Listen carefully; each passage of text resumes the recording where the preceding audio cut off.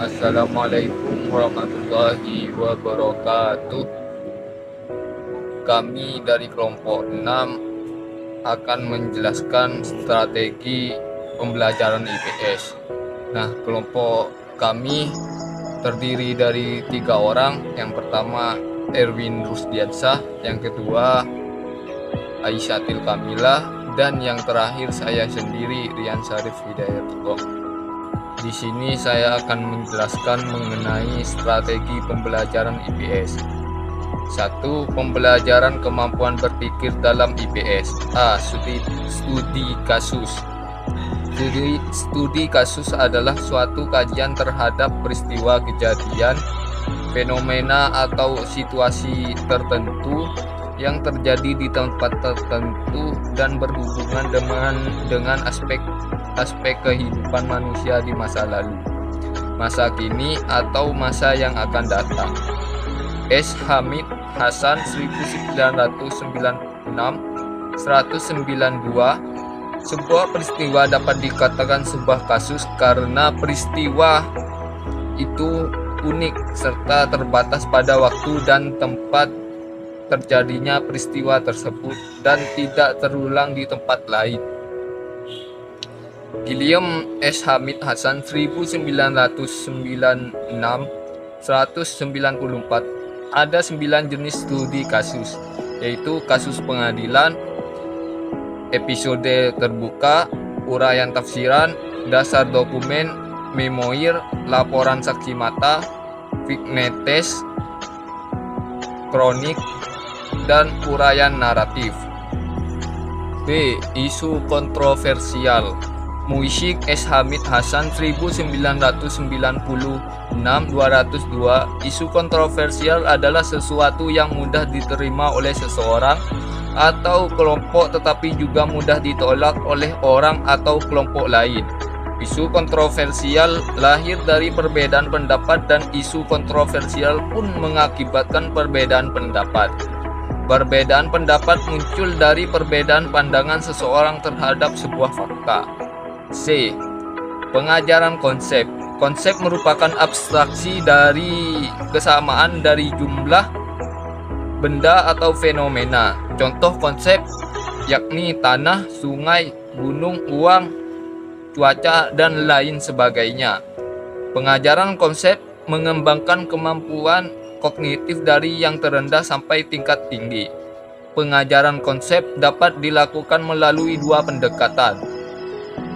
Pertama, pendekatan induktif dilakukan dengan mengkaji fenomena-fenomena sosial untuk mendapatkan informasi yang selanjutnya dikembangkan menjadi fakta. Fakta-fakta tersebut kemudian dirangkai sehingga menunjukkan adanya suatu kategori atau kesamaan tertentu. 2. Pembelajaran kemampuan proses dalam IPS. A. Pemecahan masalah atau problem solving. Setiap masalah idealnya dapat dipecahkan dengan proses penyelesaian yang benar, tepat, dan baik sesuai dengan tingkat keilmuan yang dimiliki. Dalam pengajaran IPS di persekolahan, guru dapat mendorong siswa untuk belajar memecahkan masalah dengan menggunakan metode pendekatan pemecahan masalah atau problem solving. B. Inquiry. Pengajaran inquiry merupakan bentuk pengajaran yang mengenalkan konsep-konsep secara induktif. Perbedaan yang mendasar antara pengajaran inquiry dengan pemecahan masalah, yakni pengajaran inquiry lebih menekankan pada pengembangan kemampuan pemecahan masalah yang terbatas pada disiplin ilmu, bukan pada masalah yang ada dalam kehidupan sehari-hari. C. Portfolio. Kumpulan pekerjaan peserta didik dengan maksud tertentu dan terpadu yang diseleksi menurut panduan-panduan yang ditentukan. Portfolio biasanya merupakan karya terpilih dari seorang siswa, tetapi dapat juga berupa karya terpilih dari satu kelas secara keseluruhan yang bekerja secara kooperatif membuat kebijakan untuk memecahkan masalah. 3.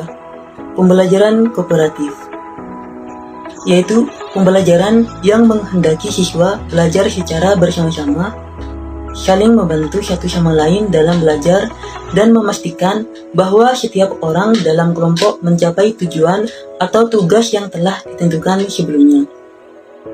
Teknik pembelajaran kooperatif ada 3. 1. Round robin. 2. Jigsaw. Dan yang terakhir 3. Ding per share. 4. Pembelajaran nilai dalam IPS. A. Bermain peran. Suatu proses belajar di mana siswa melakukan sesuatu yang dilakukan orang lain, atau S. Hamid Hasan 1996.2.265.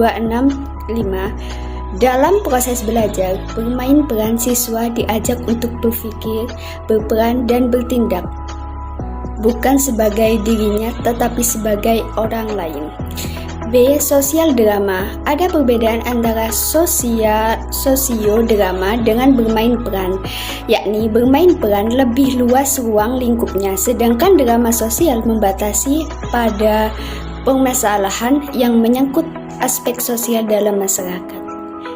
C. Klarifikasi nilai atau full clarification technique, yaitu ada 3.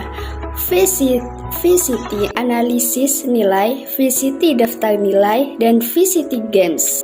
5. Pembelajaran keterampilan peta, globe, dan grafis. Pembelajaran keterampilan peta, globe, dan grafis merupakan salah satu metode dalam pembelajaran geografis. Namun, pembelajaran ini tidak hanya menunjungi pembelajaran geografis saja. Pembelajaran sejarah pendidikan, kewarganegaraan, sosiologi, bahkan bahasa Indonesia. Dalam pembelajaran ini, siswa diharapkan mampu membaca dan menunjukkan tempat serta analisa dalam peta dan grafik.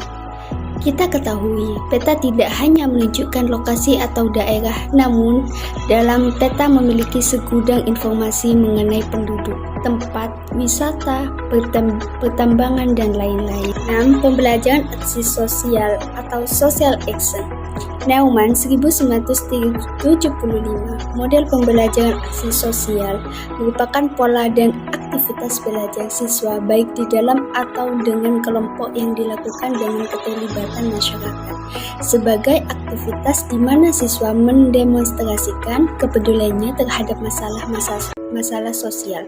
Misalnya, menyelenggarakan studi, partisipasi kerja secara sukarela, aktif mengadakan pendampingan di dalam atau di luar sekolah, dan aktivitas nyata siswa untuk mempengaruhi kebijakan publik di masyarakat yang dilakukan di luar sekolah.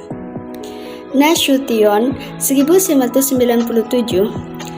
Model pembelajaran aksi sosial sebagai suatu teknik mengajar guna membantu anak didik mengembangkan kompetensi sosial atau kewarganegaraan sehingga dapat melibatkan diri secara aktif dalam perbaikan masyarakat. Terima kasih.